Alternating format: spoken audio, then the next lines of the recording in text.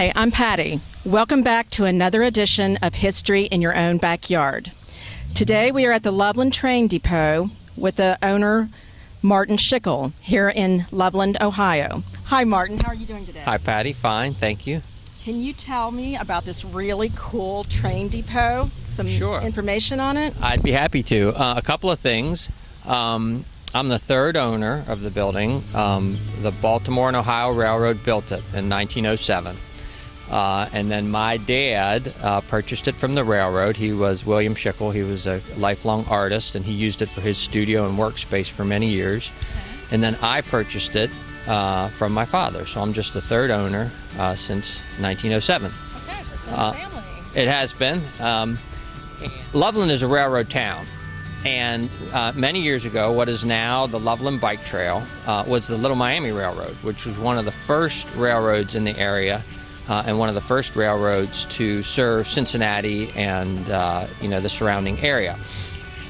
But this particular railroad station is on what was the Marietta Railroad, Marietta to Cincinnati Railroad. And the Marietta to Cincinnati Railroad eventually became the Baltimore and Ohio Railroad. And the railroad station you see now is not the first railroad station that was on this site. It's the second one. Prior to that, the Marietta Railroad had built a wooden frame structure, which was replaced in 1907 by this structure.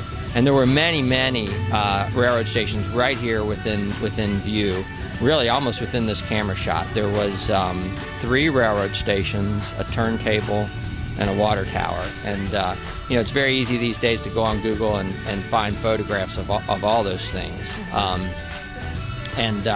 Right here where we're standing, there were stagecoaches and things like that. It was right, during the transition to mechanized travel. Okay.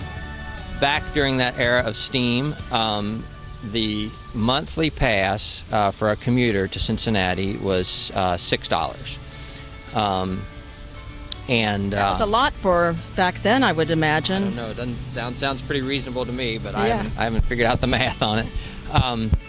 There were about 40 passenger trains per day, which is hard to imagine, but that right here in this town there were 40 passenger trains per day and 12 scheduled freight trains per day between Cincinnati and Loveland and other points, but they came through here. That's quite a bit.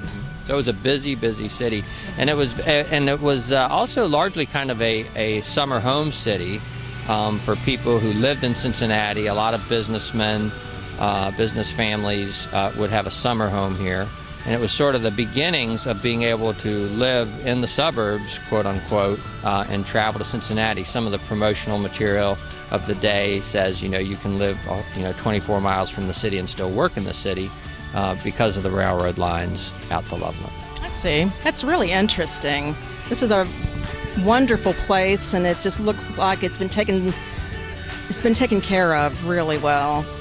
Well, when my dad bought it, it was in terrible shape. And he and my brother Joe and Nick Farr and several other people worked very hard to put a roof back on it and to repair the floors and to get it back shipshape. And then when it was, my father used it for the rest of his career as a professional artist. And he also ran a coffee house out of here and a community arts center. It's really cool. For a number of years as well. So he was very interested in not only preserving history, but making it serve the needs of today. That must make you very proud to be your family being a part of all this. Well, it does. He was a great man. He did great things for the town. This is one little jewel that he saved that has been very nice. The fountain, I don't know if you can see it in the camera shot, but the fountain behind me we installed in 2007 to celebrate the 100-year anniversary of the building. Cool. So, Martin, can you tell me some facts about the inside of the train depot? Well, I have great memories as a kid. When I first came here, and my older brothers, Joe especially, and others, and Nick Farr were working on renovating it. I have great memories of coming in and finding old railroad artifacts, and there was an old crank phone in there. And I remember picking up the receiver and putting it to my ear, and one of my brothers cranking the crank on it, and lo and behold, someone answered. Yeah, so I quickly hung it up. There was something on the other end, like Tower 3 or something like that. And but all that stuff was eventually removed by the railroad. And then the inside of the building has been changed somewhat to accommodate the needs of today. But it was interesting because there was two waiting rooms, a men's waiting room and a women's waiting room, separated by the ticket master's office and the train master's office. So there was a women's waiting room, a men's waiting room, a train master's office and ticket office, and a freight room. So I guess it was not appropriate back in those days for the men and women to wait in the same room, and I suppose that's why they had that. I understand it just wasn't customary, and because clearly there was brass labels on the walls that said men's waiting area, women's waiting area, and then a freight room and a train master's room. That's a really interesting fact.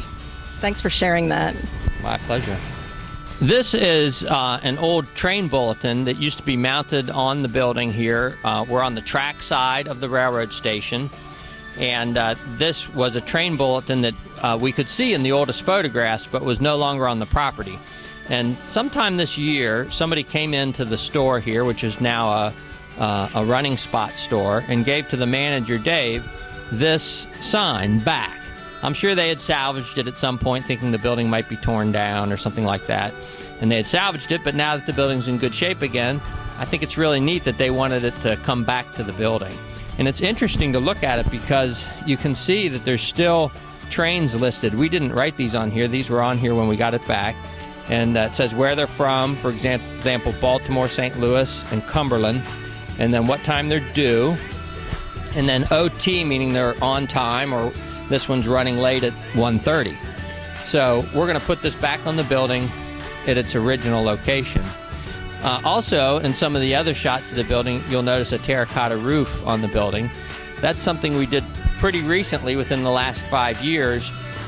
It did have a terracotta roof on it when it was built, but over the years that came off and it was down to an inexpensive shingle roof, black shingle roof, and just recently we were able to put the terracotta roof back on. So we're trying to push it back towards its former glory, to continue what my dad started and my brothers and sisters started, and to keep it moving in that direction.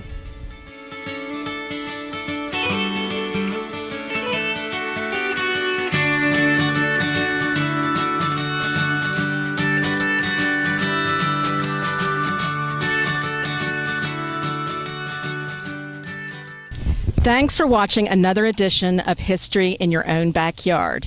And remember, Travel slowly and stop often.